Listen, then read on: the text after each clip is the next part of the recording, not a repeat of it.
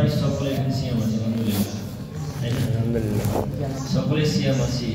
সিয়াম থাকা অবস্থাতে আমরা কিন্তু যাবতীয় অশ্লীল কথাবার্তা বলি, নোংরা কাজকর্ম করি। যেমন নোংরা কাজকর্মের মধ্যে একটি হচ্ছে ফ্রি ফায়ার। এতে যুবকদেরকে গ্রাস করেছে বেশি। আমরা যারা ফ্রি ফায়ার, পাবজি, লুডো, চোষা, দাবা, ক্যারাম বোর্ড, আরও যাবতীয় কি কত গেম আছে নাম জানেন না, কিন্তু আপনারা জানেন। এই যাবতীয় জিনিস আপনারা সিয়াম থাকা অবস্থায় খেলছেন। আপনারা যদি এই পাপটার একবার আন্দাজা লাগাতেন, যদি একটু ভাবতেন যে পাপটা কত বড় পাপ, তাহলে আর এই ফ্রি ফায়ার, পাবজিতে হাত দিতেন না বা খেলতেন না। তো পাপটা কেমন একটু বলি। আল্লাহ নবী সাল্লাল্লাহু আলাইহি সাল্লাম বলছেন, কেউ যদি শূকরের গোশত খায় বা শূকরের রক্ত লাগতে কি তোমরা পছন্দ করো? আল্লাহ নবী বলছেন, আদমের ছেলে মেয়ে, তোমাদের মধ্যে যারা লুডো, চোষা, দাবা, carrom board, free fire, PUBG, এই যাবতীয় গেম, আব্দুল করিম ভাই, আল্লাহ রাসূল কি তাহলে ফ্রি ফায়ার, পাবজির কথা বলেছেন? জি না, আল্লাহ নবী ফ্রি ফায়ার, পাবজির কথা এখানে ব্যবহার করেনি। তিনি লুডো, চোষা, দাবাকে এখানে নিয়ে এসেছেন। তো এই গেমগুলো সব এর অন্তর্ভুক্ত। ফ্রি ফায়ার, পাবজি, যেমন ক্যারাম, আরো কি কি গেম আছে, এগুলো সব কিন্তু এই গেমের অন্তর্ভুক্ত, তাই না? সব এই গেমের অন্তর্ভুক্ত। তো শূকরের গোশত লাগতে আমরা কেউ পছন্দ করি না, করি? কথা বলে একটু, কেউ করি না। শূকরের রক্ত লাগতে আমরা কেউ পছন্দ করি না, করি? তো আল্লাহ বলছেন যে গেম খেললো সে যে শূকরের রক্তের সাথে হাতকে মিশিয়ে দেবে। আমরা তো শূকরকে দেখলে দূর থেকে ছিছি করি, তাই না? তো আপনি দিন রাত শূকরের রক্ত লাড়ছেন, দিন রাত শূকরের গোশত লাড়ছেন, আপনার খারাপ লাগে না? খারাপ লাগা উচিত তো। আপনারা কেন গেম খেলছেন? গেম খেলে কি ফায়দা বলেন তো? গেম খেলে তো কোনো উপকার আসে না, বরং ক্ষতি হচ্ছে। আপনারা রিচার্জ করছেন, টাকাটা চলে যাচ্ছে, আর আপনি দেখছেন যে ফিলিস্তিনের মুসলমানরা কচু কাটা বলে কাটছে। এখন আবার ফিলিস্তিনদেরকে মারা শুরু করেছে। ফিলিস্তিনদের বাড়ি ঘরকে ভেঙে চৌচির করে দিচ্ছে, ফিলিস্তিনি পাশে মুসলিমদেরকে কচু কাটা করে কাটছে, নদীতে ভাসতে দিচ্ছে, ফায়ার করছে, বোমা ফেলছে। দেখতে পান না সব?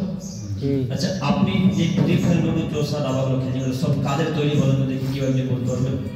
ইহুদিদের। আপনি ইহুদি খ্রিস্টানদের তৈরি যাবতীয় জিনিস খেলছেন।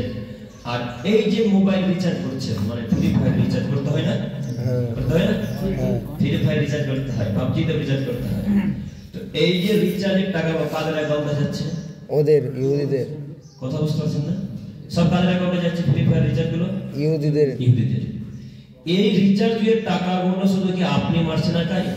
না, আরো ভাই মারছে, আর কেউ মারছে, আরো পৃথিবীর সারা পৃথিবীর মুসলমান, হিন্দু, খ্রিস্টান কতকে সবাই খেলে। যে যেখান থেকে রিচার্জ মারুক না কেন, অ্যাকাউন্টে টাকা কিন্তু তাদেরই যাবে, তাদেরই আছে, তাদেরই গেম তৈরি। এই টাকাগুলোকে এক জায়গায় করে তখন তারা বোমা পিস্তল তৈরি করছে। আপনি একবার চিন্তা ভাবনা করেছেন? আপনি চায়ের দোকানে পণ্ডিতপুর মোড়ে আপনাদের গ্রামে ছেলেদেরকে নিয়ে মিটিং করছেন যে ফিলিস্তিনবাসীকে মেরে ফেলবে। মসজিদে আলোচনা করছেন যে ফিলিস্তিনের মুসলমানদেরকে কেটে ফেলে দেবে। কত কষ্ট, দেখেও খারাপ লাগছে।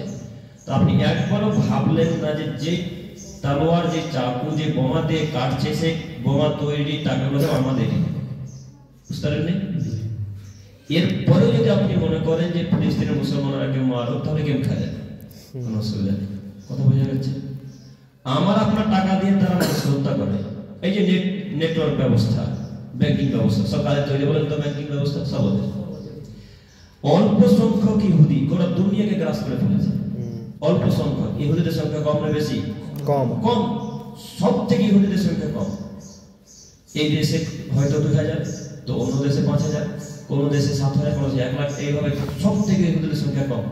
কিন্তু এত কম সংখ্যা হওয়ার পরও তারা গোটা দুনিয়াকে কাপ করে দিয়েছে। কেন বলেন তো? বিদ্যা, বিদ্যাতে তারা মানুষকে কাপ করে দিয়েছে। আর আল্লাহ নবীও বলছে, যদি কেউ কোনো জাতিকে নষ্ট করতে চায়, কেউ যদি কোনো জাতিকে ধ্বংস করতে চায়, তাহলে তারা যেন আগে বিদ্যা অর্জন করে। বিদ্যা দিয়েই আপনি মানুষকে ধ্বংস করতে পারবেন, তার আগে পারবেন না। যা তাদের কাছে পরিপূর্ণ আছে, আপনি আশ্চর্য হবেন, তারা বাথরুমে যায় তবু বই নিয়ে বাথরুমে যায়, টয়লেটে বসে তবু বাথরুমে টয়লেটে বসার সময় তারা বই নিয়ে, তারা মনে করে যে টয়লেটে 5-7 মিনিট সময়টা অপচয় হবে, এই সময়টা বইয়ের মধ্যে যায়। তাই দেখতে পান না ট্রেনে, বাসে, ট্রাকে, যেখানে থাকুক না কেন, রাস্তাঘাটে, পার্কে বসে থাকবে 5 মিনিট তো বই নিয়ে। তারা মূল্যবান সময় নষ্ট করতে চায় না। আর আমি আপনি মূল্যবান সময় গেমে নষ্ট করছি। যে গেমে 1 ঘন্টা, 8 ঘন্টা, 10 মিনিট, 40 মিনিট যতটুকু সময় নষ্ট করেছেন, ওই সময় যদি আপনি জ্ঞান চর্চা করতেন বা ওই সময়টুকু অন্য কাজে ব্যবহার করতেন, ওই সময়টুকু ইসলামের কাজে ব্যবহার করতেন, তাহলে উপকার আসতো না ইসলামের? জি আসতো। তার বাস্তব একটা উদাহরণ দিই আপনাকে। আমরা যখন ব্রিজ তৈরি করি কোথাও, কোনো ব্রিজ নদীর উপরে বা কোনো পুকুরের উপরে বা বড় বিল্ডিং যখন তৈরি করি, তখন আমরা ইঞ্জিনিয়ার নিয়ে আসি ওই চীন থেকে, চায়না, আমেরিকা থেকে, ইন্দোনেশিয়া থেকে, জাপান থেকে, বড় বড় ইঞ্জিনিয়ার ওদের দেশে বেশি, তখন ওই দেশ থেকে নিয়ে আসি। আর ওরা এসে আমাদেরকে কাজের অর্ডার করেন, আমরা কর্মচারী খাটি। কত খারাপ লাগে বলেন তো? অথচ নীতিটা এমন হওয়া উচিত ছিল যে আমরা অর্ডার করব, তারা কাজ করবো। তো বিষয়টা একেবারে ভিন্ন। তারা আদেশ করে আর আমরা আদেশ মানতে বাধ্য, তিনি ইঞ্জিনিয়ার। তো এই সব আমরা কাজে নিচে দিকে নেমে যাচ্ছি, যত দিন যাচ্ছে তত তলে চলে যাচ্ছি। তার একটাই কারণ বিদ্যা। দেখেন মুসলমানদের মধ্যে এই বাচ্চা ছেলেটার বয়স কত হবে? মোটামুটি 12। এর থেকেও বাচ্চা ছেলেগুলো চাহিদা বলে কাজ করে না? আপনাদের পন্ডিতপুরে বলেন, আর জঙ্গিপুর বরজ বলেন, আর এদিকে লালগোলা বলেন, যেখানে যাচ্ছি বেশিরভাগ চাহিদা যারা কাপ ধরছে, যা দিতে যায় তার বাচ্চা ছেলে। আচ্ছা, এই ছেলেগুলোর বয়স এখন পড়ার বয়স নাই? আপনাদের বয়স এখন পড়ার বয়স নাই? কিন্তু যখনই আপনার বয়স 15-16 হচ্ছে, তখন আপনার বাপ মা বলে যায় কাজে চলে যায়, রাজমিস্ত্রি চলে যায়।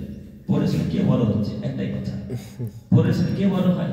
এটা কথা বলে আমাদের পিতা মাতারা, আত্মীয় স্বজন বলে জি না, পড়াশোনা করে বড় হতে হবে এমনটা নয়, পড়াশোনা করে বিদ্যা অর্জন করতে হবে, কোনটা হালাল কোনটা হারাম এতটুকু অর্জন করা লাগবে, তাই না? এবং ইহুদি খ্রিস্টানদের বিরুদ্ধে দাঁড়াতে হবে, এরকম কাজকর্ম করতে হবে। তারপর বিদ্যা যদি না থাকে, আপনি ইহুদি খ্রিস্টানদের বিরুদ্ধে কিভাবে যাবেন?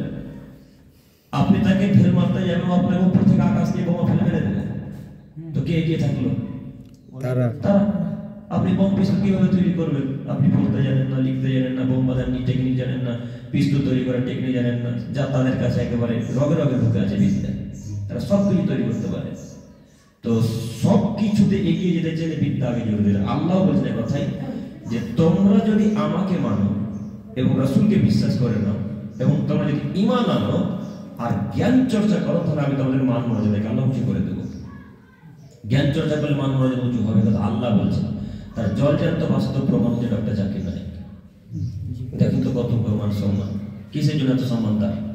বিদ্যা। ডাক্তার তার জন্য বিদ্যা, ডাক্তার তার জন্য বিদ্যার জন্য কত সম্মান তার। আর একটি জলজান্ত প্রমাণ আব্দুর রাজ্জাক বিন ইউসুফ, আসাদুল আল-গালিব, ডক্টর মুজাফফর বিন মহসিন, আবু বকর জাকারিয়া সাহেব, কত সম্মান। এরা বাংলাদেশ আমার কেউ গেছেন কি?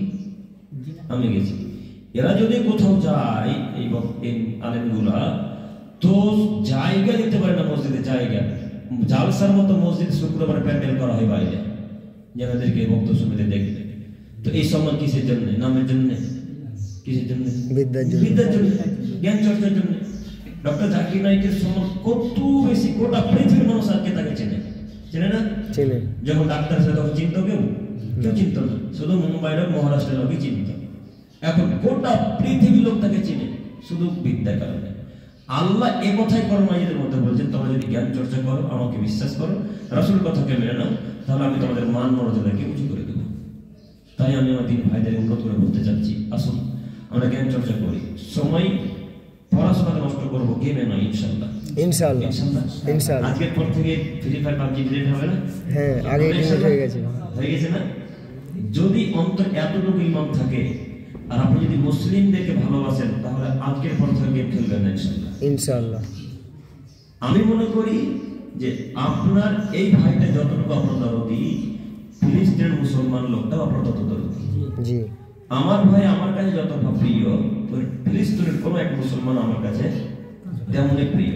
আর আল্লাহ নবী বলেছে, যতক্ষণ তোমরা তোমাদের বাপ ভাই ছেলে মেয়ে ধন দৌলত জমি জায়গার চাইতে আমাকে বেশি না ভালোবাসবে, ততক্ষণ পর্যন্ত পূর্ণ ঈমানদার হতে পারবে না।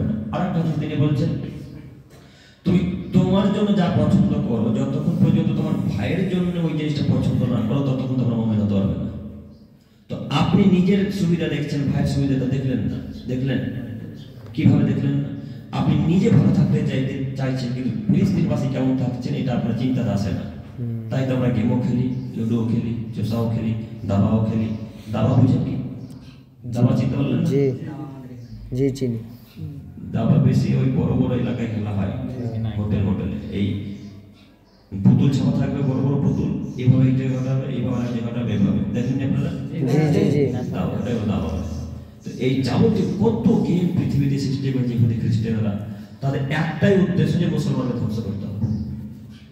ইহুদিরা কোনোদিন হিন্দুদের ক্ষতি করবে না, ইহুদিরা কোনোদিন খ্রিস্টানদের ক্ষতি করবে না, ইহুদিরা কোনোদিন সাঁওতালদের ক্ষতি করবে না। কেন জানেন?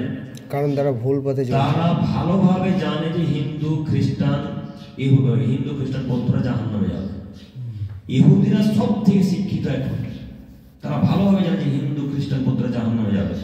মুসলমান ইসলামী এমন একটা ধর্মের সঠিক কথা আছে, তাই তারা তাকে ভ্রান্ত করার উদ্দেশ্যে এত কাজ করে, এত কষ্ট, এত তারা পড়াশোনা করে। সম্মানিত যুবক ভাইরা, আপনাদেরকে অনুরোধ করে বলবো, পড়াশোনা যদিও না জানেন, পড়তে যদিও না জানেন, তবুও অনেক মানুষকে পড়তে জানে, আমি জানি। পাশে ফরিদপুর মাদ্রাসা আপনাদেরকে বলছি, যদি পড়তে নাও পারেন বাংলা, আরবিও যদি না পারেন, তাহলে প্রত্যেকের কাছে অ্যান্ড্রয়েড ফোন আছে। জি। প্রায় লোকের কাছে ফোন নাই। জি। এই অ্যান্ড্রয়েড ফোনের মাধ্যমে আপনি জ্ঞান অর্জন করেন। এখন অ্যাপস বেরিয়েছে, আপনি যদি আলিফে টাচ করেন আলিফ বলবেন, তাই না? আপনি যদি ক মানে ওই স্বরবর্ণ ব্যঞ্জন বর্ণ অক্ষরগুলো ক, আপনি যদি কয় টাচ করেন তো ক বলবেন। জি। এইভাবে যদি অসুবিধা হয়, তাহলে আপনি যারা ভালো আলেম, যারা কোরআন হাদিস মোতাবেক বক্তব্য রাখে, আকীদা যাদের ভালো, যারা দিন ধর্ম বুঝে, তাদের বক্তব্য শুনে আপনি জ্ঞান চর্চা করেন। কিন্তু মূর্খ হয়ে থাকা যাবে। মূর্খ হয়ে থাকলে আপনাকে কেউ মূল্যায়ন করবে না। দেখেন আপনি সমাজের দিকে তাকিয়ে, কেউ মূল্যায়ন করে? আপনার জ্ঞান নেই, আপনাকে মূল্যায়ন করবে, কেউ আপনার দাম দিবে না। এটাই বাস্তব। আর যার টাকা বেশি তার দাম বেশি, তাদের মূর্খ হোক আর অশিক্ষিত। অতএব আমি আমার প্রতিদিন ভাইদের উদ্দেশ্যে বলতে চাইছি, আজকের পর থেকে সব গেম ডিলিট হয়ে যাবে ইনশাআল্লাহ। ইনশাআল্লাহ। বাচ্চা ছেলে মেয়েদেরকে খেলতে দেবো না। আর আমাদের আরেকটা খারাপ নীতি আছে, আদর্শ আছে, যে আপনার ছেলে কান্নাকাটি করছে, তখন আপনার মা, আপনার স্ত্রী বলছে, আব্দুল্লাহ লে বেটা রে গেম খেল, দিন আমরা মুখ লাগিয়ে। আরো খারাপ লাগে যে আপনার বাচ্চা ছেলের বয়স থেকে 3 বছর, আপনার স্ত্রী রান্না করবে, তো কান্নাকাটি করতে শুরু করেছে, খুব কান্নাকাটি করছে, তখন আপনার স্ত্রী ভেতর থেকে রান্নাঘর থেকে বলছে, আব্দুল্লাহ ওই তো বেটা খাটের উপরে মোবাইল আছে, সফিকের ভিডিও দেখ। এই অভ্যাসটা ছাড়তে হবে। সফিককে চেনেন আপনারা? সবাই জানেন। এই সফিককে চেনো না তুমি? সবাই জানে।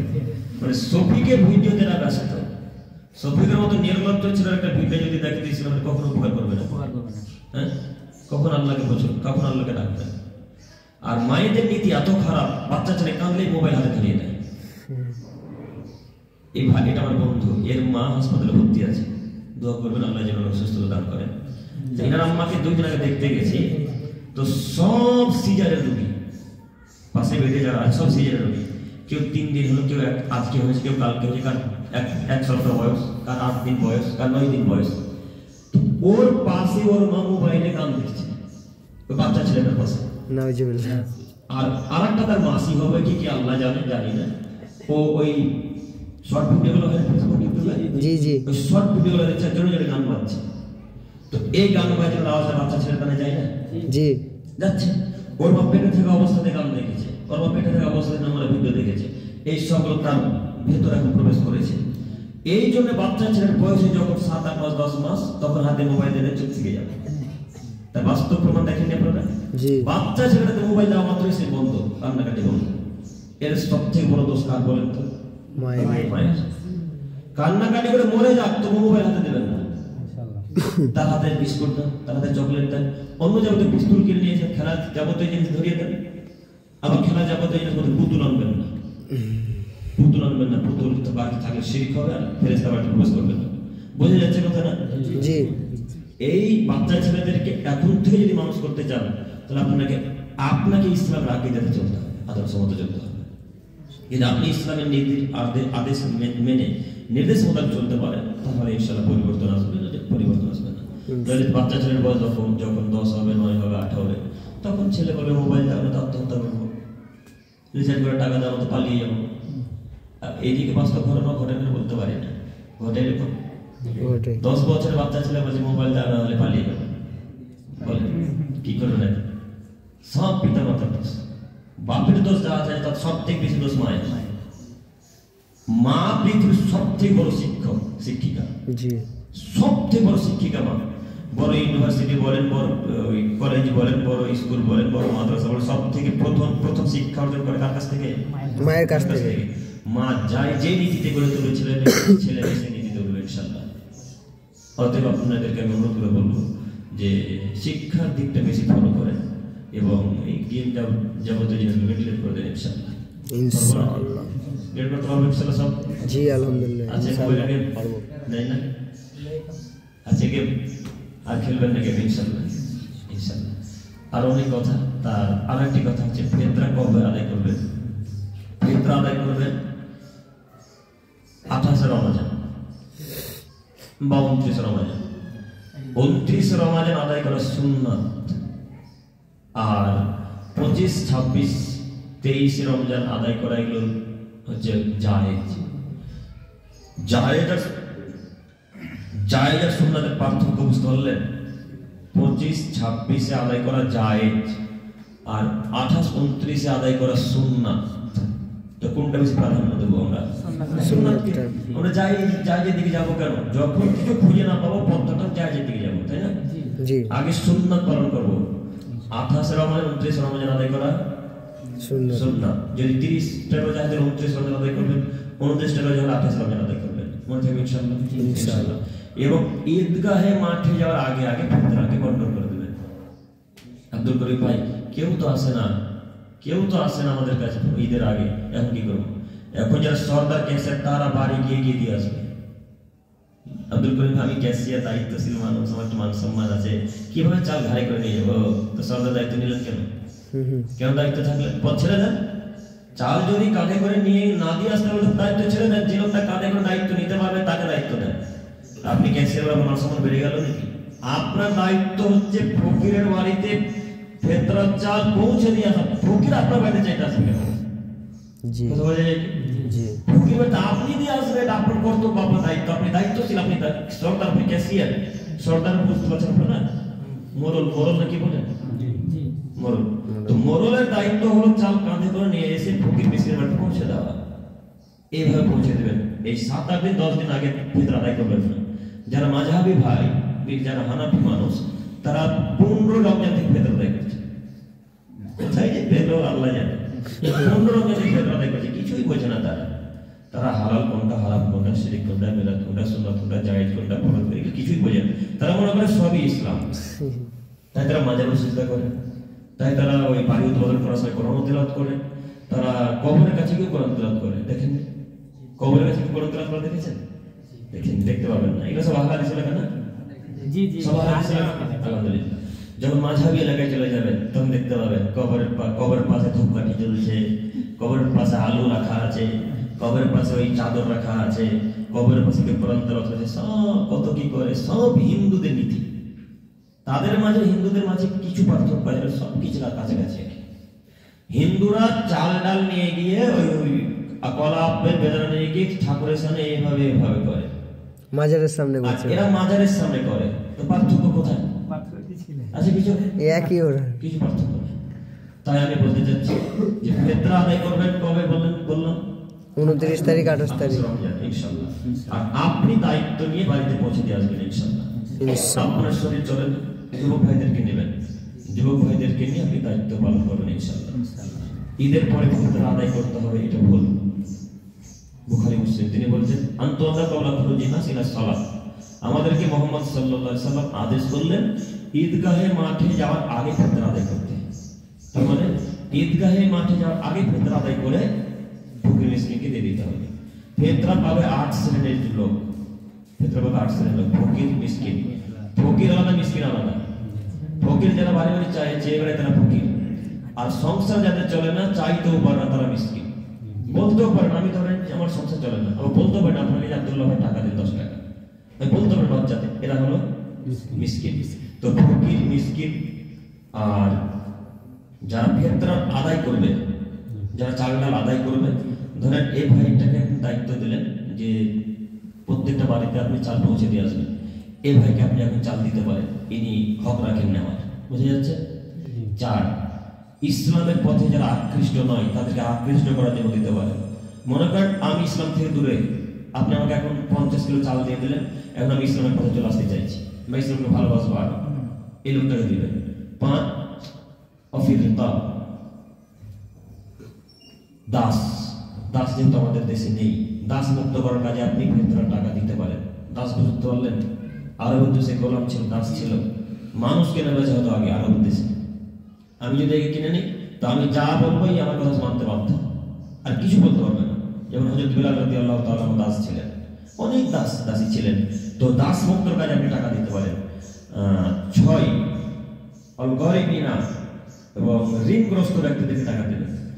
আপনাদের ইলিমপুর গ্রামে মনে করেন একটা লোকের অনেক টাকা ধার পড়ে আছে, ও টাকা পরিশোধ করতে পারছে না। তো আপনি এখন তাকে 1 কুইন্টাল 2 কুইন্টাল চাল দিয়ে তাকে সাহায্য করে বলবেন, ভাই চালগুলো নেন, আপনি ওর ঋণ পরিশোধ করে দেন। চাল বিক্রি করে করেন আর চাল দিয়ে করছেন আপনার ব্যাপার, কিন্তু তাকে এভাবে আপনি দিতে পারেন।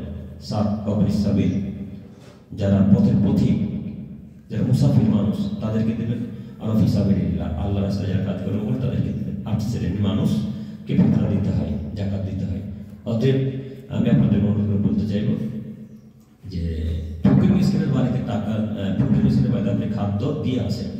ফকির মিসকিন আসবে সেটা আলাদা ব্যাপার, আসবেন এমনটা নয়, তারাও আসবে, কিন্তু আপনার কর্তব্য হলো তাদের বাড়ি পৌঁছে দেওয়া। মনে থাকবে ইনশাআল্লাহ, এইভাবে দেওয়ার চেষ্টা করেন। আল্লাহ আমাদেরকে বোঝার তৌফিক দান করুন। শুকরিয়া বলেন। বলেন। বলছে যে এমনি আপনার ক্রিকেট খেলে, তো যে ওইটা বাজি ধরে ওখানে কি অংশগ্রহণ খেলা বাজি ধরা যাবে না। যখনই টাকার হার জিত চলে আসে তখনই হারাম। ক্রিকেট খেলা যায়, ফুটবল খেলাও যায়, শরীর চর্চার জন্য খেলেন। আমিও খেলি মাঝে মাঝে এখন ক্রিকেট। আমরা যখন জুয়া চলে আসতো আর খেলি, জুয়াটা খেলতে হয়। যখন টাকার হার জিত তখনই হারাম। ফুটবল হোক ক্রিকেট হোক, আর লুডু চোষা এমনিতেই হারাম। আপনি টাকার হার জিত করেন আর না করেন, কেন বলেন তো?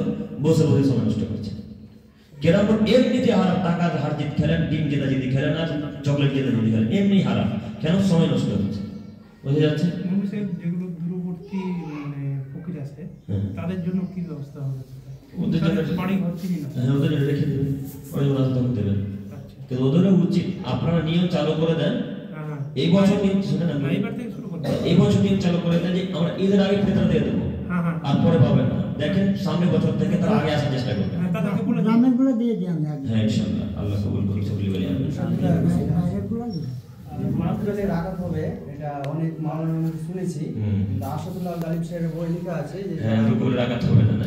আসাদুল্লাহ স্যার বলেছে রাকাত হবে না, অনেক ওলামায়ে কেরামগণ বলছেন হবে। রুকুল রাকাত হবে, এটাই স্বাভাবিক, আল্লাহ রাসূলও রাকাত করেছে। আরেকটা বিষয় যে এখন অনলাইনে ইনএক্টিভ বলে একটা অ্যাপ এনএফটি ট্রিজার, জি জি, ওটা নিয়ে গবেষণা চলছে, এখন পরিপূর্ণ বলতে পারছি না। আচ্ছা ব্যাপারটা কি আমাকে খুলে বলতে পারবেন? এনএফটিটা আছে শোনা বলো, এনএফটি বিষয়টা কেমন?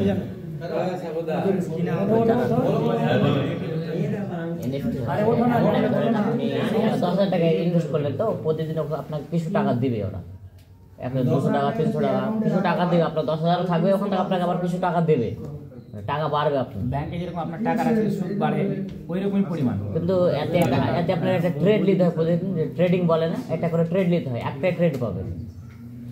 এটা তো বিনা খাটার টাকা, মানে তো এমনি এমনি বাড়ছে। বিষয়টা অনেক করছিল, বুঝতে পারছি।